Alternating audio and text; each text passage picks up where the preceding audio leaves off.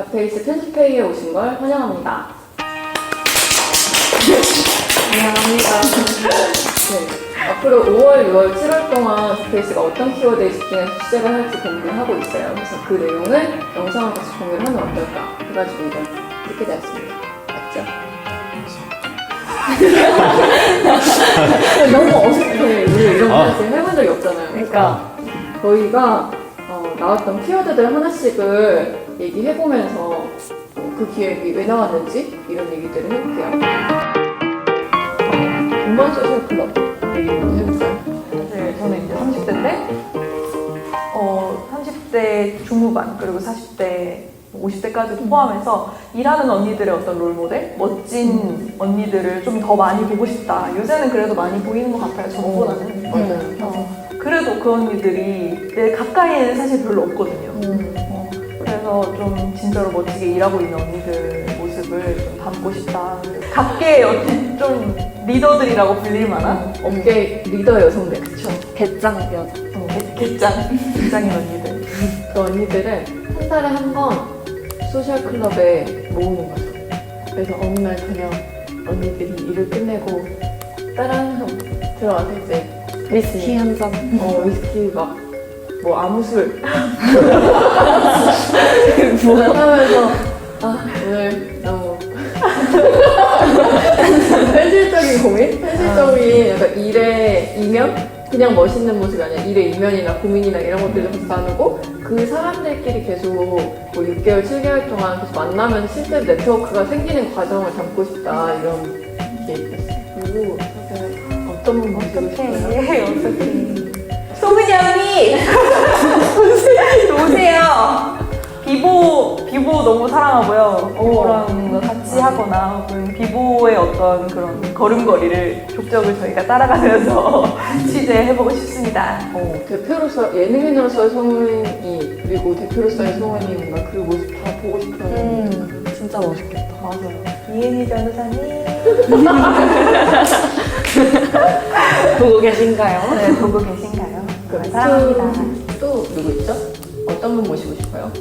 최근에 그 바리스타 세계 대회에서 1등 하신 분이 계신데 전주현 바리스타님 그분 얘기가 너무 궁금하더라고요. 그리고 또 그 대회에서 발표하는 영상도 있는데 그 영상이 너무 멋있어서 모모스 커피에서 일하신다고. 오은이 같은 경우에는 지금까지 닷페이스에서 다뤄본 몇 가지 주제들이 있는데 이번 분기에 우리가 해왔던 주제들 중에 좀 더 깊게 파면 좋겠다라고 생각한 것들을 키워드 많이 제시를 했잖아요.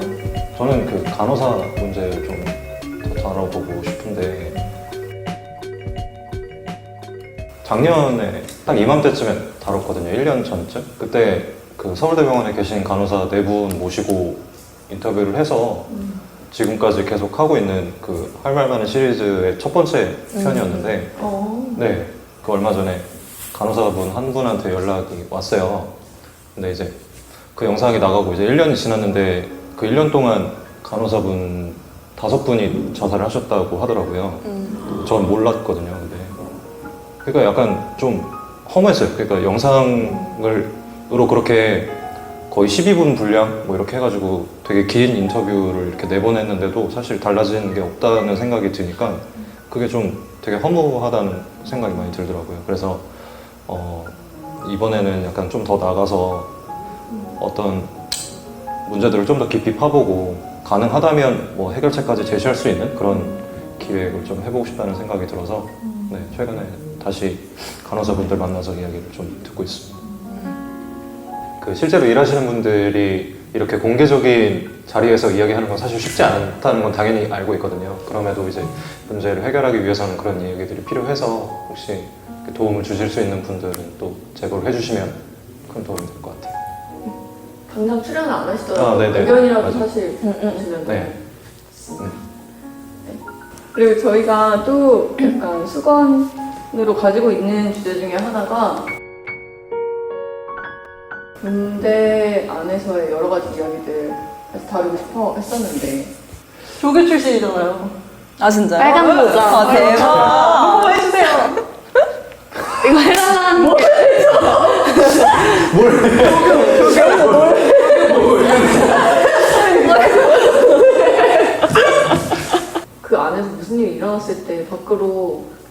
문제 제기되기 굉장히 어려운 네. 그 2년 전에 그때 군 의문사 유족분들이 직접 출연하시는 연극을 취재한 적이 있었는데 아직 해결이 안 되고 막 그냥 그 군에서 관리하는 냉동고에 시신 보관하는 그런 경우도 되게 많거든요. 진짜요? 네. 그게 사실 시간이 얼마나 지나는 거예요, 그러면? 그 냉동고에 있는 상태로 장례를 못 치르고. 네. 그 죽음이 규명이 안 됐으니까 규명을 하면 되잖아요, 그럼 내가. 그쪽에서 협조를 안 해서. 네. 그런 것들이 진짜 장기화된 것들이 너무 많아요. 근데 군대는 진짜 너무 문제가 다각도로 많은 곳이어가지고 군대 성폭력도 그냥 일반 병사 같은 경우에도 군인권센터에 상담 전화가 많이 온대요. 근데 이야기를 듣다 보면 이건 성폭력인 거야. 근데 본인은 그냥 괴롭힘이라고만 인지하고 있는 거예요. 이건 성폭력입니다. 이런 식으로 이제 상담을 그럼 진행합시다라고 하면 그런 순간부터 다음 상담 연락이 안 온대. 아 진짜? 성폭력이라고 이야기를 해주면 연락을 안 한대. 일반 병사로도 그렇고 최근에 해군 같은 경우도 성소수자 여자 군인을 강간한 간부가. 경우가 있었는데 아주 판결이 개판으로 나가지고 그죠. 군형법이라는 게 존재를 하다 보니까 아무래도 보통의 상식처럼 해결이 안 되는 일이 너무 많은 것 같아요. 너무 폐쇄적인 조직이어서 정보들이 공개가 잘 안 되고 그리고 그 외부에서 그렇게 개입할 만한 그런 여지가 많이 없어요. 근데 사실 저희도 접근하기 어렵기도 하죠. 그러니까 취재를 하려고 해도 피해자 혹은 당사자가 이제 증언을 하거나 이제 나와서 얘기를 할 때는 가능한데 근데 그런 식의 접근 말고 뭐 정보에 직접적으로 접근을 한다거나 촬영을 하러 간다거나 이런 것들이 거의 어렵기 때문에 사실 계속 다루고 싶은 주제인데 어떤 방식으로 다룰까 굉장히 고민되는 것 같아요. 그리고 6월에 이제 대명절 서울 기아 퍼레이드. 앞에도 생각을 하는데요. 저희가 5월에 어떤 콘텐츠 준비할까 고민하면서 이제 논의한 키워드가 있죠. 이제 퀴어 세대 공간이라는 컨셉으로 콘텐츠를 만들어 보려고 하는데 뭔가 퀴어들의 크루징 스팟이나 어떤 공간 그들이 그러니까 모이는 장소 만나는 장소 그런 공간들 그러니까 역사 깊은 그런 공간들에 대한 콘텐츠를 만들어 보면 어떨까 그런 식으로 접근을 해보면 어떨까 뭐 서울의 뭐 최초의 뭐 레즈비언 뭐 바라든지 아니면은 여성 전용 뭐 다방이라든지 이런 그들이 점유했던 어떤 공간들을 찾아가서 거기에 대한 증언이나 아니면은 거기에 대한 기억이나 뭐 이런 것들을 공간과 함께 좀 한번 엮어보면 어떨까라는 생각이 들었고 퀴퍼도 어떻게 보면은 공간인 거잖아요. 퀴어들이 점유하는 공간이잖아요. 그래서 어떤 정치적인 공간으로서의 퀴퍼? 근데 확실히 재밌을 것 같은 게 그러니까 세대라는 키워드도 같이 들어가 있는 거잖아요. 그쵸, 공간과 그쵸. 세대. 그러니까 그 이전 세대의 퀴어의 모습에 대해서 우리 잘 모르니까 많이 드러나 본 적이 없고 그래서 그때 소연님이 해주신 그 얘기도 되게 재밌고 흥미로웠는데 저도 어디 다큐멘터리에서 본 건데 그 할머니들이 여기에 그 실로 잉크를 묻혀가지고 실에다가 이렇게 문신하듯이 점을 이렇게 찍는 그런 게 있었대요. 근데 그게 우정의 상징이기도 하고 사랑의 상징이기도 하고 되게 퀴어적인 요소가 있는 거죠. 여기 안에. 그래서 되게 재밌다. 난 전혀 몰랐는데 이런 문화들이 있었을 수도 있겠다. 어떤 표식으로서 그게 기능했을 수도 있겠다. 라는 생각이 들어가지고 좀 더 조사를 해볼까 거기에 대해서.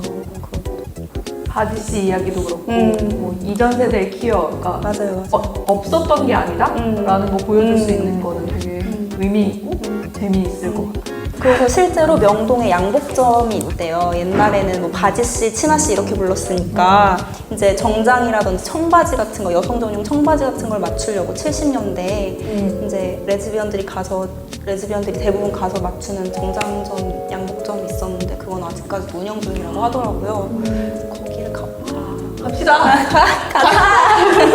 되게 역사 깊은 공간이 있다. 혹은 내가 예전에 20년 전에 잘 나갔던 다이어트와 바를 운영했었다. 뭔가 이런 분들 주변에 아는 분들 있으면 저희한테 막 알려주시면 너무 좋을 것 같아요. 진짜.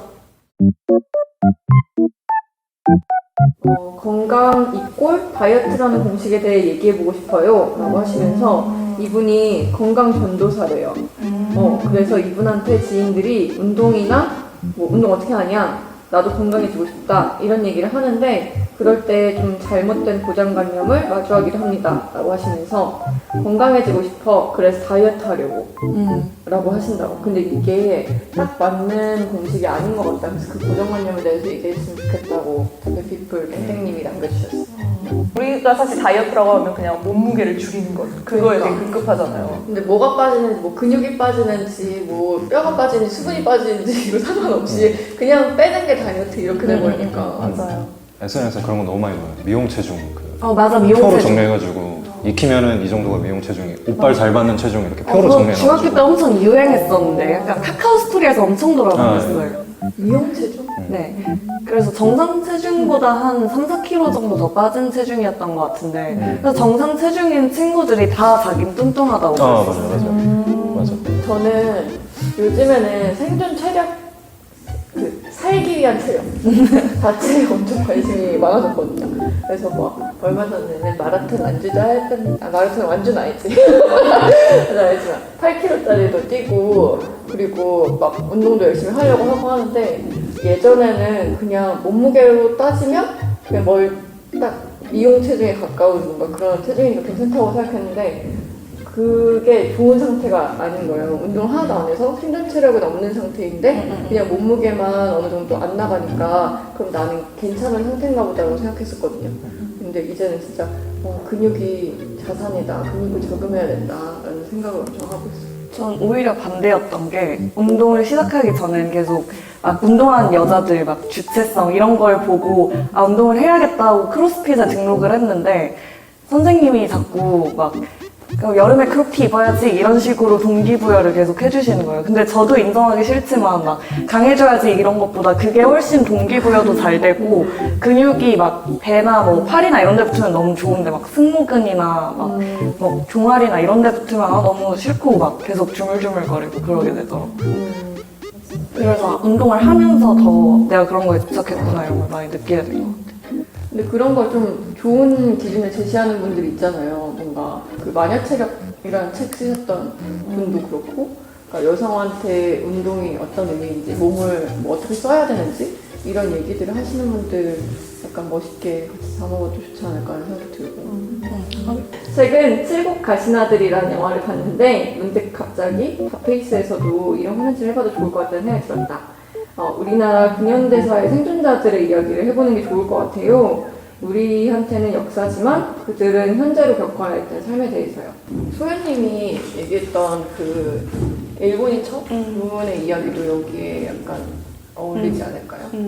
옛날에 일제강점기 시절에 강제징용으로 끌려간 한국 남자들이 있었는데 이제 그게 내선일체 그 국가 주도 사업의 일환으로 이제 한국 남자랑 일본 여자랑 결혼을 하게 된 건데 시킨 건데 이제 그 사람들이 해방 이후에 같이 한국 남편을 따라서 이제 한국에 오게 된 거죠. 근데 남편만 믿고 갔는데 뭐 본처가 있다던가 아니면은 한국에 왔는데 남편이 뭐 일이 잘 안 풀리자 술을 마시기 시작하고 뭐 가정폭력을 행사한다던가 이런 식으로 해가지고 되게 굴곡진 삶을 사셨던 분들이 소수지만 이제 한국에 아직 계시거든요. 근데 국적 문제로 인해서 뭐 한국인으로서 받아야 할 어떤 뭐 복지 보험에 대한 거라든지 아니면은 뭐 노인들을 위한 복지 혜택이라든지 이런 것들 수혜자 대상이 아닌 경우가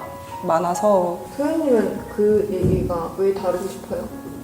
옛날에 이제 그 한번 만나서 인터뷰를 한 적이 있고 촬영을 조금 한 적이 있거든요. 그래서 그때 만났던 할머니가 되게 기억에 많이 남고 역사적인 굴곡과 자신의 역사가 겹치는 그런 여성들이 자기의 입을 통해서 자기의 개인적인 경험들을 털어놓는 그런 팔로잉식의 다큐멘터리를 짧게라도 뭔가 만들어보면 어떨까. 만들자. 딱인데. 한부모 가정에 대해서 다뤄주셨으면 좋겠습니다. 이렇게. 한부모 가정 다루자는 이야기도 엄청 예전부터 많이 했었잖아요. 썸머가 진짜 많이 했던 것 같아요. 버블 패밀리 리뷰하는 영상이 있었잖아요. 근데 그게 댓글에 사람들이 다들 막 토로했던 게 우리 집도 그런 경험이 있었다. 우리 세대에 그런 경험이 있는데 우리가 이거에 대해서 생각보다 충분히 이야기하지 못했던 것 같다. 이런 얘기가 있었거든요. 이혼 가정, 한부모 가정이라는 것도 사실 제 세대가 잘 얘기를 못 나눠본 주제라는 생각이 드는 거예요. 다들 할 얘기가 있는데 그 시기를 이미 지나와 버린 중고등학교 때 할 얘기가 있었고 그리고 한부모 가정이라는 말 자체도 약간 이상하잖아요. 한 부모. 그럼 부모 중에 한 명이 없는 건데? 그럼 한부라고 하든 한모라고 하든 부모 가정, 부모 가정. 굳이 한 부모라고 또 부모 이렇게 해가지고 하는 그 기본적인 가족의 세팅이 이렇게 엄마, 아빠, 이렇게 아기 이렇게 있고 거기에서 하나가 빠졌을 때 뭔가 마이너스가 된 하나가 비정상 가족인 뭔가 그런 느낌으로 그 말을 썼던 것 같다는 생각이 들거든요. 근데 중학교, 고등학교 때 뭐 한부모 가정 뭐 지원서 이거 쓰세요 이렇게 가정통신문 주고 이런 거 하잖아요. 근데 그때는 그게 뭔가 막 자연스럽지 않은 거고 좀 소외되는 거라고 생각을 약간 느낌을 받았던 것 같은데 그걸 제대로 얘기해 본 적이 없어서 그래서 이 세대에서 약간 숨겨졌던 경험으로서 그 얘기를 해보고 싶다라는 생각도 들어요. 학교 안에서조차 되게 친한 친구들한테만 얘기하는 주제였던 것 같아요. 막 수련회 때 밤에 이렇게 모여가지고 나 사실 엄마 아빠가 이혼했어 이러면 애들이 어떡하니 막 이러면서 울고 공공연한 사실은 아니었어요. 저도 한부모 가정인데 계속 지원 받을 때마다 가정통신문을 이걸 어떻게 해야 되나 하고 그냥 가방에 바로 넣어버리고 우리 세대에서 좀 숨겨져 있는 경험이라고 생각해서 자녀로서의 입장에서 다뤄서 좋겠다. 재밌을 것 같아요. 저희가 앞으로 3개월 동안 어떤 키워드들에 집중해서 주제를 할지 좀 더 고민을 해볼 건데요. 지금 말씀드린 이야기들 중에서 뭔가를 선택해서 다루게 될 것 같습니다. 여러분 많이 댓글에서 나는 이런 거에 공감 간다 이런 의견도 남겨주시고 그리고 제보를 해주시면 좋겠어요. 저희가 이런 얘기들을 이 인원은 어떻게 다 하겠어요. 포기했어요? 뭔가 이런 얘기들을 더 많이 집중해서 하기 위해서는 저희를 지지해주는 대표피플들의 힘이 필요해요. 그래서 페이스가 이런 얘기들을 더 많이 할 수 있게 내가 약간 힘을 보태주고 싶다라고 생각하시면 대표피플 알아보기 링크로 가셔서 살펴봐 주시면 좋겠습니다. 개간 답회는 3개월 후에 돌아옵니다. 다음에 또 만나요. 안녕하세요. 은선 PD입니다. 영상은 잘 보셨나요? 다페피플 멤버십 가입은 다페이스를 응원하는 가장 좋은 방법입니다. 다페피플의 힘으로 우리는 더 많은 이야기를 더 깊게 전할 수 있습니다. 우리와 함께 변화를 만드실 분들은 지금 바로 왼쪽 버튼을 클릭해주세요.